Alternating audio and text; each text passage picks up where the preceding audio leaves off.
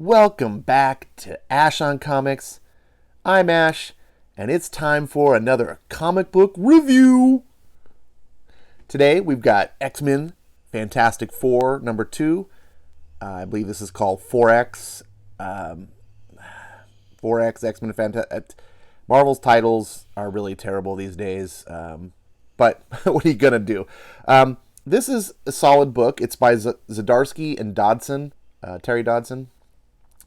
And I'm not a huge fan, I would say, of Terry Dodson, but he's definitely a qualified artist. He's definitely worthy of doing comic art for the big two. So I guess that's really all I can ask for these days with so many that just aren't. I liked the first issue of Fantastic Four X-Men or at 4X. It was okay. It wasn't anything to write home about, but compared to the DawnOfX titles, it was actually a shining beacon. This issue, I think, is actually better. It starts off, though, I gotta say, man, Marvel's editorial just is cringe.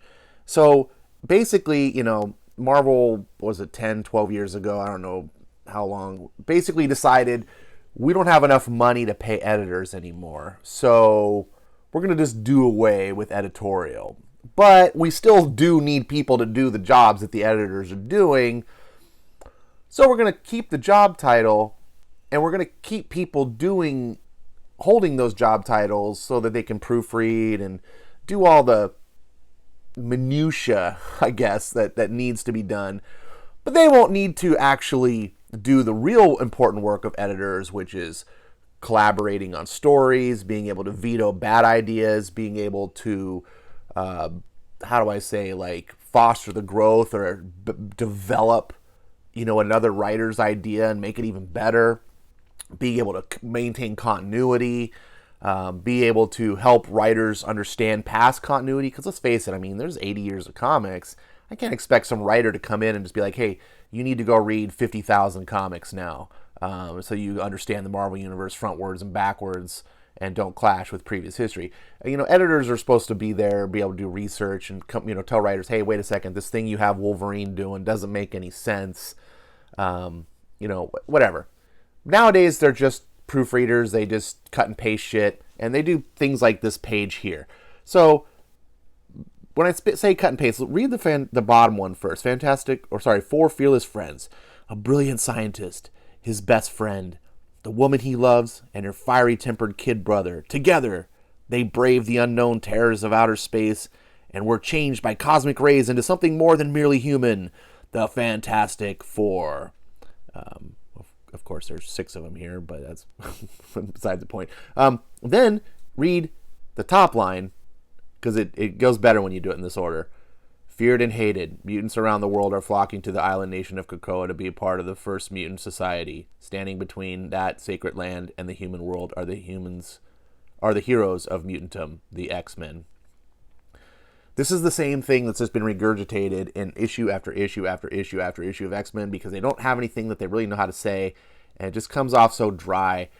And it's like the editor doesn't actually know what to say, doesn't know how to write a pitch to make you excited. Like the bottom one feels like it was either written by Zdarsky himself, or this is actually something that maybe has been around for decades in the Fantastic Four. It just feels more like a classic comic. Anyways, I digress. This book picks up where the last one left off, and Franklin Richards is missing. Cyclops is trying to talk with the Fantastic Four and be like, look, we don't have your kids, we're not kidnappers, blah, blah, blah, blah. And Reed is basically calling his bullshit and being like, yeah, but you kidnap people all the time. And why should we believe you? Well, we respect you, that's why you should believe us. Well, if you're lying to us, then you would lie about the respect. Like, this is all just... Reed Richards, thankfully, is a smart guy. He's probably not as smart as Zdarsky's even capable of writing him, but at least he's not being a dumbass. And that's the important thing when you're writing smart characters for me. I understand that, the writer's not going to have a 200 plus IQ, right? That just, it's impossible generally for writers to write these super genius characters because they're not super geniuses. But what you really just have to do is fake it and never let the character come off as a dumbass. As long as you can do that, you won't pull me out of my suspension of disbelief. So basically, Scott makes a faux pas and basically says, Franklin's welcome, but not Valeria, to their little island. And that sends Sue Storm off on. She's like, of my children, you value the life of Franklin over Valeria? My genius daughter wouldn't be allowed in your paradise compound because she's not pure enough for you? Not mutant? You value her life less. All your actions make that perfectly clear. So tell me, Scott, why should we believe you? And Scott's like, I'm not, Sue, you don't want to. And she's just like, I'm not having anything of it. And this was refreshing as a reader, because this is something that I've just been feeling the whole time. Like, you guys are racial supremacists, right? This is how you talk to Nazis, right? And comics come from a progressive culture. Most everyone at Marvel is a far left-leaning progressive, or they hide it really, really well because they don't want to get fired, because you cannot vote for Trump and work in comics. Like, you will be ostracized. But that's not political. We're not talking about this. But my point is everyone seems to be, that's on this side, like the fandom that's on that side too, reads these X-Men books and they're just like, no, I don't see anything wrong. Look, they're persecuted. They're just fighting back, trying to fight for their rights. No, they're privileged. In every way, shape, or form, they're privileged. Everything that you say is wrong with society, the X-Men are. Not only are they super wealthy, growing exponentially now that they're controlling this the biggest black market in the world. Xavier, they're messing with the finances. Emma Frost, who knows how many billions and trillions of dollars they're stealing. They also now have their own nation. They all have superpowers. None of them need to work. They just literally get to party all the time. They're the epitome of being rich privilege. Okay? No one's persecuting them. There are some bigots out there, yes, right? There's always going to be bigots towards someone else. No matter what sect you are, there's going to be a bigot towards you. No matter what race you are, there's going to be someone who's a bigot towards you. That no one is free from this, but that doesn't excuse actions. Anyways, I'm getting off on a wild tangent. This book actually portrays finally characters that I can enjoy, actual heroes. So Sue's like, we got to go. You heard them read. We've witnessed their actions. And Sue Reed's is like, whoa, well, calm down. We need a plan. And Johnny basically says, we're going to get the kids. This team isn't just you, Reed. We're a democracy. Unlike Krakoa, I'd imagine. Help us help our kids, Reed. So the one thing I'm not really liking here is like Thing talks about is like, you fucked up. You messed with your kids and they ran out. It's your fault. And I hear what you're saying. All of us do, but... And that's when Johnny says that thing. But I'm like, I feel like everyone's being a little too hard on Reed. And I think that's because it's being written by a total hard leftist, progressive Chip Zdarsky and just Marvel. This idea that kids should just be able to do whatever they want, and you can't have parents exerting authority on their children. Look, children, minors that are the responsibility of the parents. Everything a minor does is the responsibility of a parent. Reed was doing absolutely the responsible thing by putting tracking device on his kid. His kid has powers that is probably more powerful than any human or mutant or anything on the planet, right? The dude can literally create universes. In a real world, the kid would probably be put in a coma or killed just for the safety of everyone else on the planet. But this is comics, and we get to live in this ideological nonsense, and we have to suspend our disbelief because it makes for exciting stories.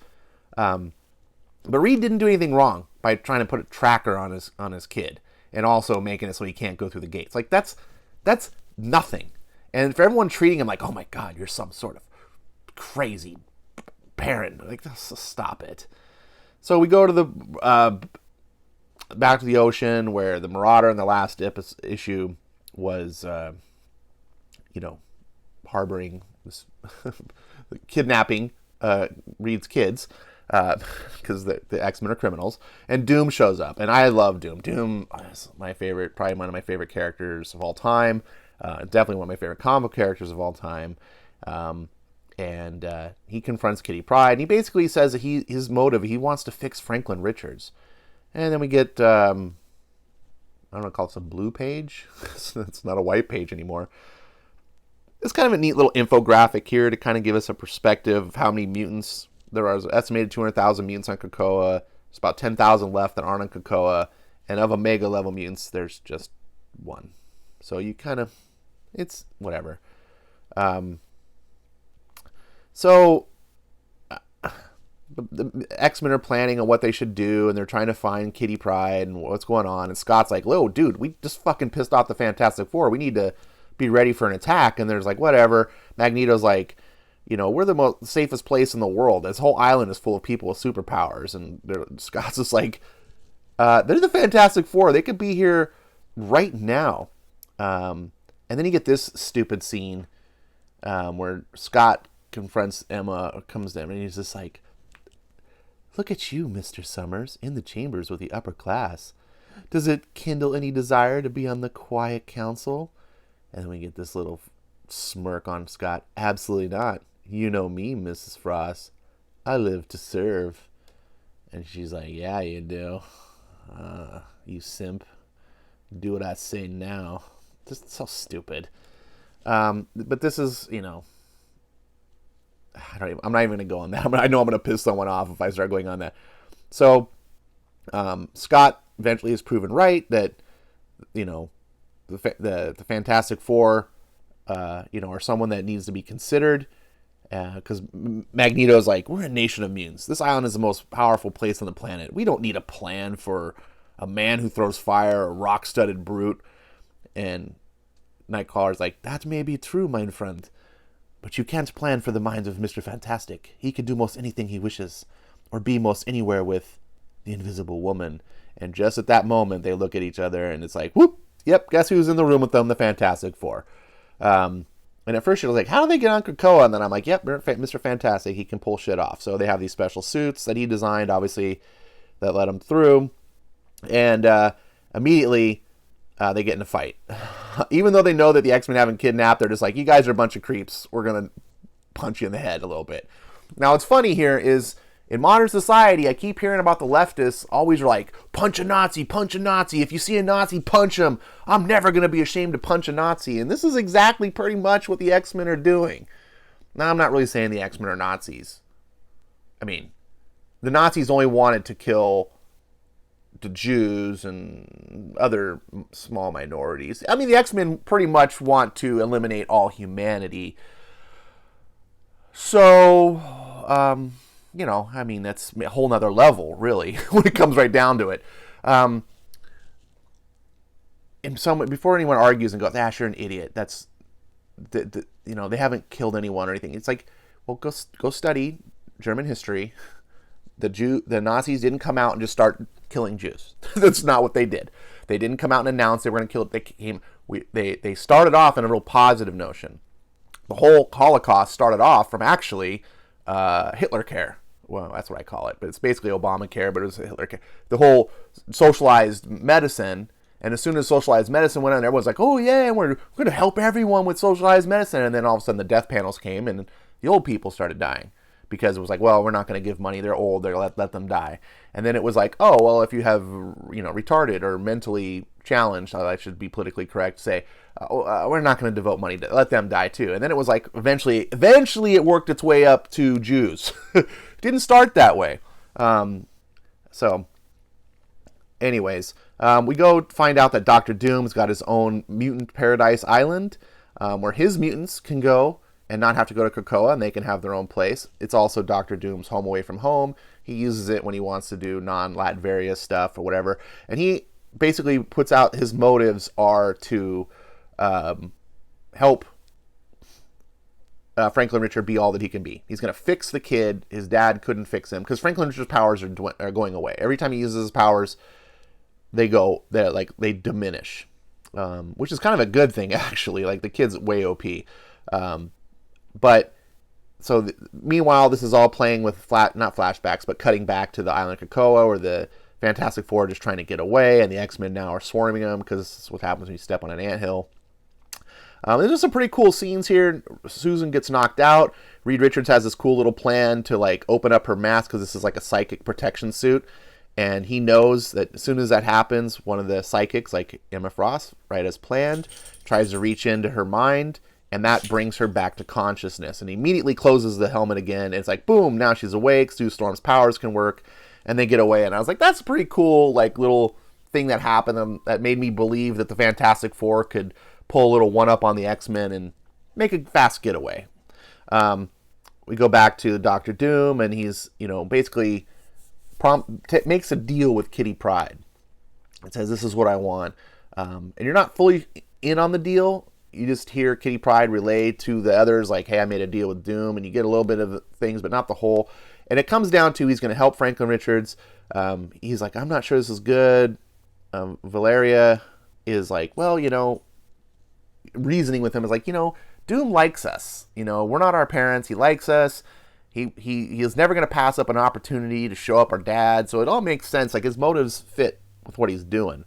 And then this victorious girl, which I don't like. I don't like that Doom has this herald. I know it's going to sound sexist or whatever, but I don't like that it's a woman. I just feel like she's shoehorned in that Doctor Doom needs his right-hand man to be a woman, of course. And, it's like Doctor Doom, it's just not in his character. Not just a woman, not just no one. Doctor Doom that's it. You serve him at his pleasure when what he has need. He doesn't have I don't like her. But she's now part of the universe, so Zdarsky has to write her. But whatever, she tries to warn him, is like, the X-Men, da-da-da-da, and he's like, Doom is always prepared. And then we get to see Doom Sentinels, and I'm just like, holy shit, yes! Next God power. So, yeah, that's what we have. That's a cool book. I enjoyed it. I would say this is probably about a 4-star book. It's better than your just average thing, especially if you like Terry Dodson's art and if you like what's going on with X-Men, if you like Fantastic Four. It's a fun story. It's got good adventure. This is definitely better than everything that's going on right now in Dawn of X. I won't even read X-Men anymore. I really enjoyed this. I'm going to hopefully, follow through up the rest of the books. The only thing that's detracting from this book for me is the actual Dawn of X. I just hate the X-Men. I hate the whole X-Men side of the universe on Marvel.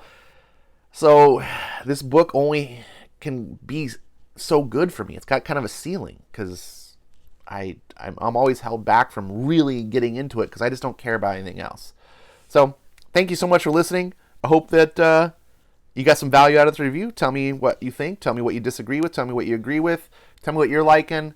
And I'll see you next time. Thanks for watching.